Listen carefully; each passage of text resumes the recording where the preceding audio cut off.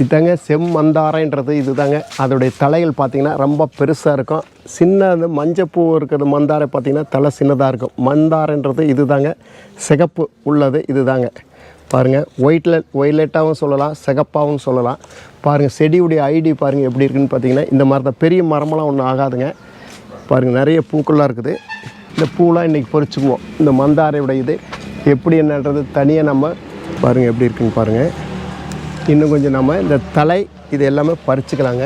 இந்த மாதிரி இந்த தலை வடிவமெல்லாம் எப்படி இருக்குன்னு பாருங்கள். இந்த மாதிரி நிறைய இடத்துல உங்களுக்கு வந்து மந்தாரை நிறைய கிடைக்குங்க. அதோடைய காய்கள் எப்படி இருக்குன்றதையும் உங்களுடைய ஐடிக்காக காட்டுறேங்க. பாருங்கள், காய் எப்படி இருக்குன்னு பாருங்கள். இந்த மாதிரி தான் பீன்ஸ் காய் மாதிரி பெருசாக இருக்குங்க சொல்லுவோம். இங்கே பாருங்கள் எப்படி இருக்குன்னு பாருங்கள்.